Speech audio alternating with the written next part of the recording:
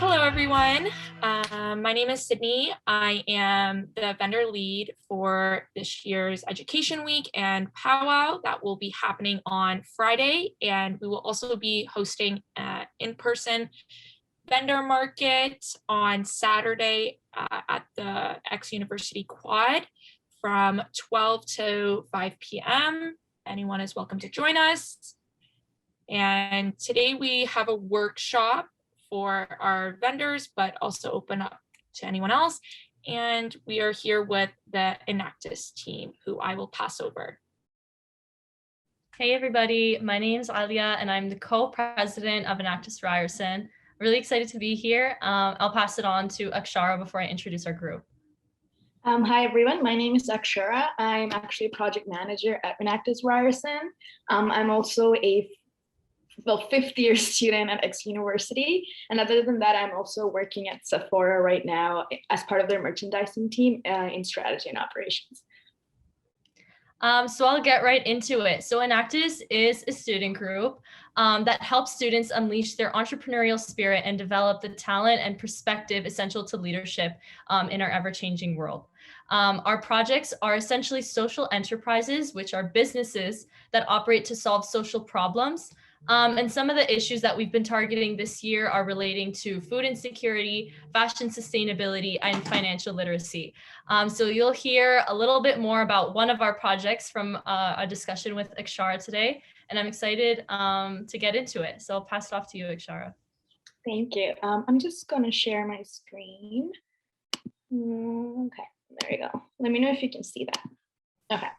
Okay, so today we'll sort of be covering some tips on marketing and using an e-commerce platform for your businesses. So let's get right into it. There you go.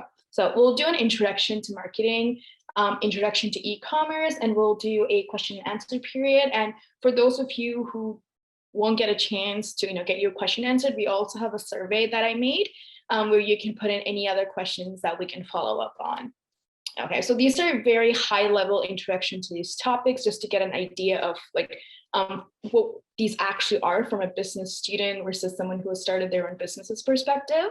So if you do have more detailed questions, feel free to ask us or just put it in the survey. All right, so what is marketing? So marketing is determining the value of your product and service, but also effectively communicating that to your customer. So when you're marketing your business, there's two ways, right? So you have either a business that's focused on product, which is like an item offered for sale that you can physically touch. So, if you're selling clothes or if you're selling food, books, anything, those are all considered a product. The second one is service, which is the action performed for sale to meet a customer's need. So it can be like business consulting, right? It can be if you're an accountant, you're doing accounting work for other businesses, that's considered a service. You can have businesses that are either focused on product or service, or you can have businesses that are focused on both. Now, why is marketing so important? Because it creates awareness about your product and service. It helps to build your brand's reputation and recognition, but most importantly, both of these two things lead to increasing your sales. Now, marketing versus sales. So let's just say if you're not a business student, you have no background in business, there's this big misconception that marketing and sales are the same. So they both share the same goal of increasing your sales, but they're two different things, right? So sales is less than 5% of marketing. Marketing is this big umbrella, and you have advertising, you have pricing, you have promotion, and sales is less than 5% of what marketing actually is. So sales is work to change possible customers to actual customers, while marketing is more about informing and leading people to learn more about what your business actually is.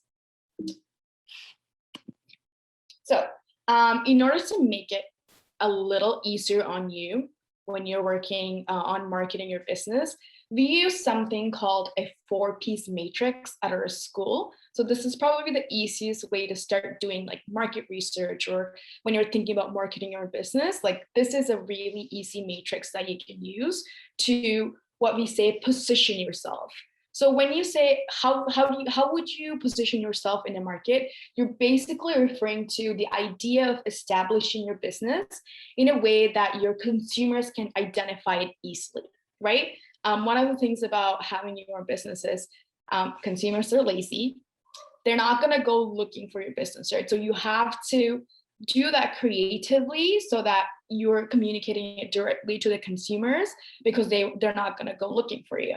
So it consists of 4 P's, which is product, price, place, and promotion. So product is, it's not just a product like we talked about, it's also a service. What helps to keep the product running. So it can include many things like your product features, like the color of your product, the size of your product, the quality of your product. Does it have a warranty? What does the packaging look like? These are all part of building your product. The next one is price. So choosing the right pricing strategy for customers, very, very important. So it includes looking at your competition, the market demands. Like when we say market demands, it's like, what is popular right now? What does the customer want? Like, what do they want? What are they looking for that your business can offer? And the product's target market. The product's target market is the people who are going to buy your product. So, you can define it in several ways. It can be like a certain age group. It can be like, men or women, or it can be, kids. So you do a market research to define what your target market looks like. And I'll go further into that when we get to the second half of the presentation. And then your price communicates value to the customer, and they have to decide whether the product is worth the price. So when you're pricing your product, it's extremely, extremely important to do the right research, because if you have the wrong price, which is like, if you're charging more than the customer is willing to pay, you're less likely to make profit or even be successful. The next one is place. So decisions on where to sell the product. The places of distribution add value to the product, increasing the likelihood that the product will be purchased, right? So do you have a physical business? Do you have an e-commerce? Are you selling things online? Like what would the consumer prefer, or the customer that you're selling to prefer? Like, do you think the customer is more likely to buy from your store if it's like an actual in-person, like a physical store? Or do you think you're more likely to make more sales if it's online, like an e-commerce website, right? And the last one is promotion. So promotions are activities that further grabs the attention of your customers about your business. So it can have advertising, sales promotion, public relations, personal sales. So promotion is aimed at customers, usually at the product's target market, right? So you probably see a lot of your favorite stores, they always go on sale, because when you go on sale, it drives consumers your business. So those are the 4 P's of marketing. And this is like a good solid start if you're looking into like, if you haven't really done a lot of marketing, and if you're looking into like, where do I start? This is a good place to start. So to make it easier for all of you, we actually have, like, I put out like a matrix that with questions kind of help you identify what are the 4 P's of your own business. So you don't have to write this down. We can actually send this slide to your email, so you can just listen and ask any questions for now. And don't worry about the matrix. We'll send that to you as well. So that's the 4 P's of marketing. And this is where you want to start when you're just about to market your business. And I talked a lot about market research while I was talking about the 4 P's, right? Now let's actually talk a little bit about what it actually is and why it's important. So market research, again, not going to play the video. I will just include in the slide so you can watch it on your own time. I just want to leave more time for you to ask questions pertaining to your own businesses. So we're just going to skip this video and move right into the topic. So market research, it's about gathering data about people's or companies. When we say companies, we're talking about like our competition. So people who are selling the same thing as you are. And then analyzing those data to better understand what can we do to become better than our competition and to actually give the customer what they want, right? So usually the result of market research is summarized in a report. Back in the day, yes, but now things have changed. There's different ways you can do it. Whatever works for you, just do it that way as long as you have the right information. And then it is one of the most important part of a business. And without proper market research, you're very likely to fail. And sorry. So the first step to doing your market research is defining who your potential customers are, right? If you have your own business and you're kind of like, oh, I'm just going to sell it to everyone, whoever comes to my store, it could work, but you are more likely to be successful if you target a specific group of people and just market and advertise to them, right?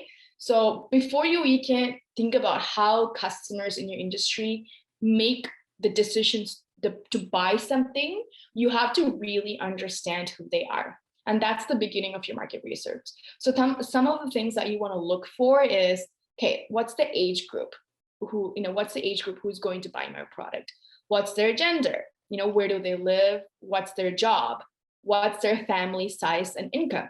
Those two are important because that will help you determine at what price should I price my products so that my target market can afford it, but I can also make money, right? And then some major challenges that these customers are facing, because when you identify any major challenges that that isn't fulfilled, you can actually create a business out of that too. Like, I'm trying to think of an example. Does anyone here use Shopify? Anyone? No? Okay, so I'll use Shopify as an example. Shopify is actually an e-commerce website that's really popular. And the reason why they became so popular is all the other websites are really, really hard to use. If you're someone who has your own business and you want to sell your things, it was really hard to build a website from scratch. So Shopify, the founder of Shopify was like, well, a lot of people want to start their own business, but they're not going to do it online because it's so hard to, start something from scratch. So he created this entire platform that even the person with zero knowledge in technology can build a website on their own from ground up. And they became extremely successful. So they solved a challenge that was faced by a specific market, and now they're successful. So that's why it's also really important to identify a major challenge that your potential customer might have. And you can possibly solve that by building a business. And by doing that, you're also more likely to be successful. And then the second step to doing your market research is listing your primary competition. So what you want to do is, so there's two different ways to identify your competition. The first one is your industry competition, and the second one is known as content competition. So industry competition is basically, if you're selling clothes, you're competing with all the companies like, H&M, Forever 21, Walmart even, like Hudson's Bay. But if you're selling specifically to women, then you have your content competitors. It is probably like Le Chateau, Victoria's Secret, Livy and Rose. So those are the industry competition versus content competitors. Now, why are your primary competitors? Why is it so important to identifying your primary competitors? Because you can learn what they're doing better than you in terms of service, pricing, customer loyalty, and you can learn a lot from their businesses and even identify things that they are not doing that you could do to actually get customers from them. And, again, the whole idea of addressing a challenge that the customer has that none of your competition has solved yet. Okay. And then, so what do you do after you do a market research, right? So what you're going to do is you're going to collect all the information from your research and make conclusion. So from this model, your business is based off all of this information that you just researched on. So for example, let's just say if you're starting your own boutique for business formal clothes, right? And this is how you would position your business based on your market research. So So blue is the data that you collect, and red is the business decisions you would make based on that data. So after you did a market research, you identified your target market, you identify your competitions, and you realize most of your consumers are women between the age of 20 to 45. So you decide to send flyers and other information about your businesses to women at this age category. So you advertise to that age group. And the next one is you realize they're middle class based on the income. So you set your price accordingly. What can I price my product at so that people within that income can afford it? You realize 25% of your consumers are interested in your product are plus size women. So you change your products accordingly so that you can address that challenge or issue that your consumer has. So they can, you can guarantee that they will buy from your business. And I actually included a little link at the bottom of how to successfully do a market research for your business. And you'll get that link when we pass this slide deck on to you. Now, to summarize, use the 4Ps matrix to position your business in the industry. So identify the product, the price, place, and promotion, and then conduct a market research while positioning yourself to identify what the consumer demands are. So these are the two most important things that you need to know when you're preparing yourself to market your business. Any questions?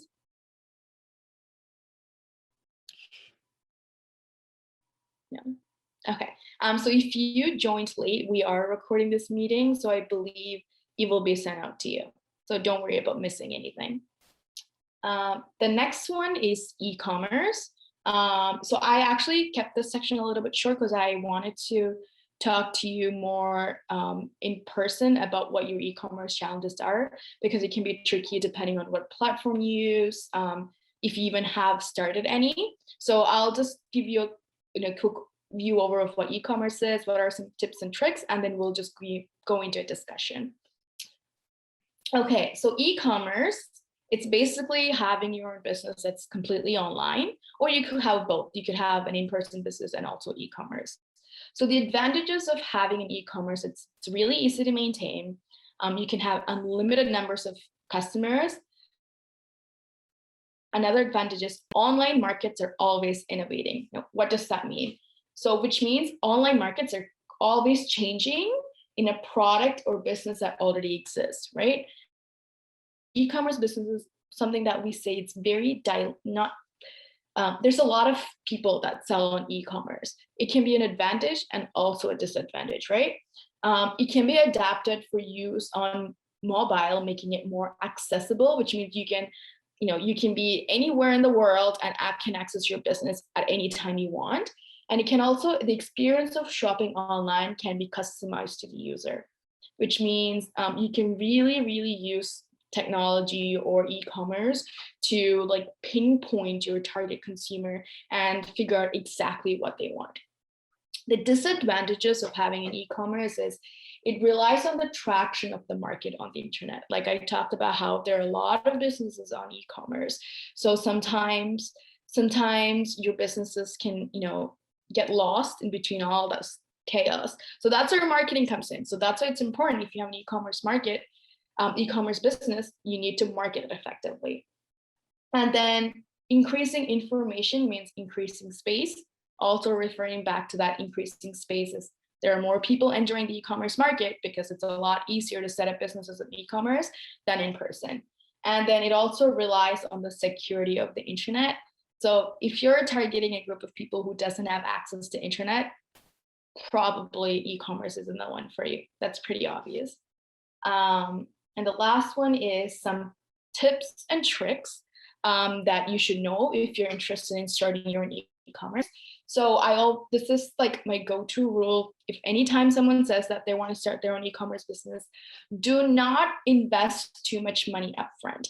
We have a lot of resources these days where you can start from scratch with less than $50 to have your own business. And an example of that is Shopify. I believe Shopify, you can start with around $30 per month, and they even have like a cheaper option. So do not invest too much money up front. go to a platform like Shopify, who can actually set up the whole process so beautifully and easy for you. And if you're someone who, who's like technologically not challenged, but has a little trouble with tech, which I used to do, use Shopify. And they have great customer service too. So I'm a huge advocate for Shopify. So yeah, again, like look into Shopify if you are interested, if you still haven't started your e-commerce, and then experiment a lot, constantly collect feedback from your consumers or your customers.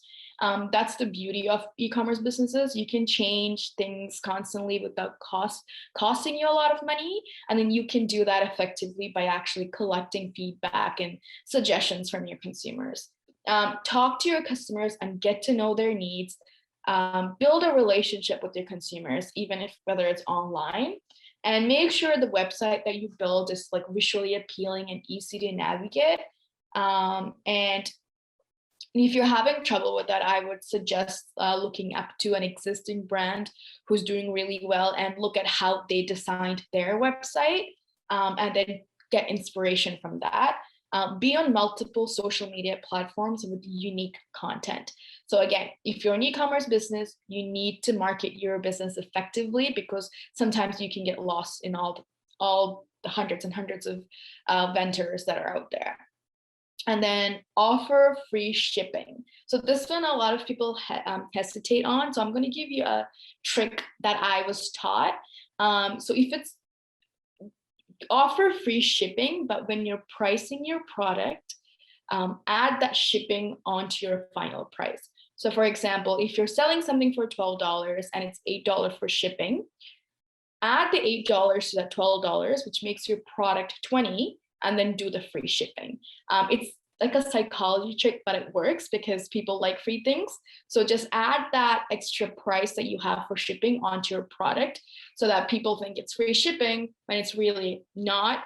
So it's not, you're not losing out because people have to pay for shipping, but you're still making that $8, but people think they're not paying for shipping. And then make marketing and advertising your main focus. I keep emphasizing this point again and again because, again, really important if you have an e-commerce to do that. And then don't compete on price. So look at your competition.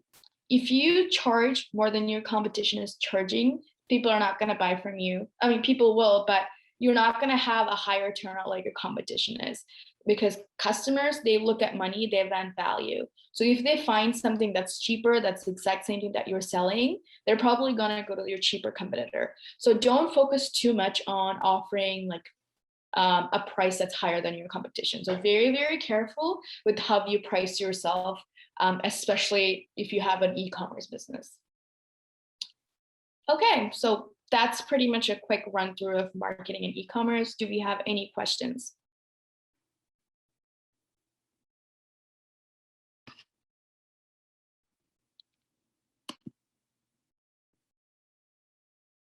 No problem. So we do have a survey that I kind of made in case you don't have any questions now, or you want to think about questions later. So maybe I can put it in the chat. Give me 1 second. I also send it out. I can, I guess I can get someone from the team to send it out to you. So if you have any questions, we'll give you a follow-up.